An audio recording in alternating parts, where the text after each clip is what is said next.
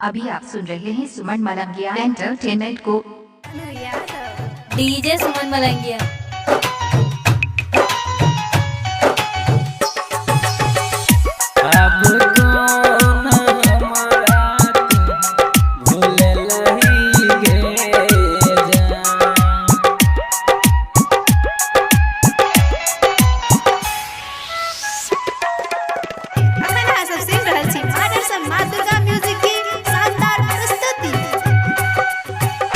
जहिया कुमार के छलही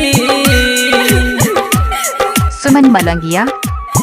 हाँ जहिया कुमार के छलही हमारा सरोज मिललही गे जहिया कुमार के छलही हमारा सरोज मिललही अब कौन हमारा तू भूल लही गे जान अब कौन हमारा तू भूल लही गे जान।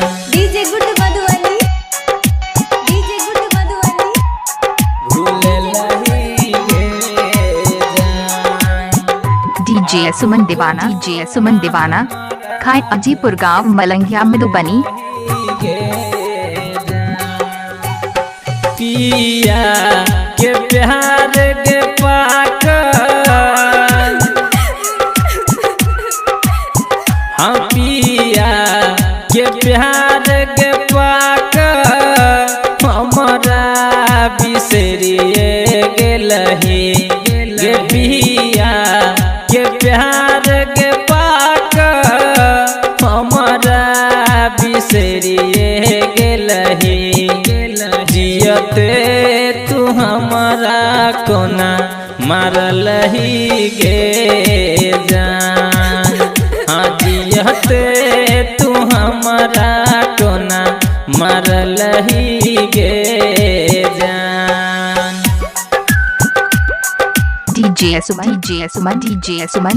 मारलही खाए अजीपुर गांव मलंगिया मधुबनी। मोबाइल नंबर 8882452308 है।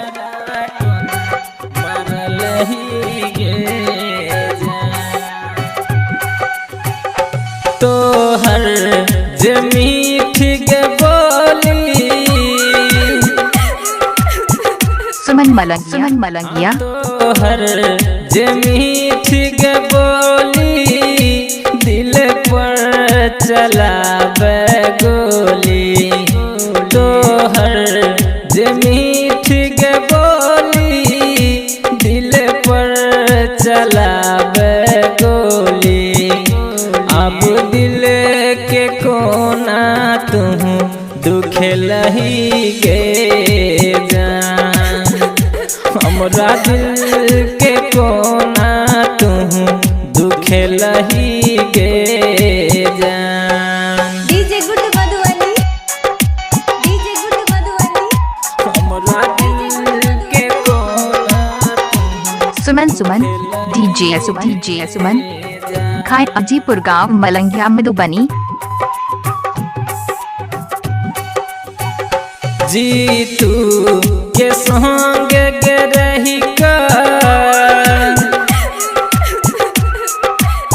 हाँ जीतू के संग गे रही सीकिन के धोखा दिलही जीतू के संग गे रही सीकिन के धोखा दिलही फिर ज्ञान के कोना तू भूल लही गे जान कह ज्ञान के कोना तू भूल लही गे। DJ Suman Malangiya Madhubani, DJ Suman, DJ सुमन।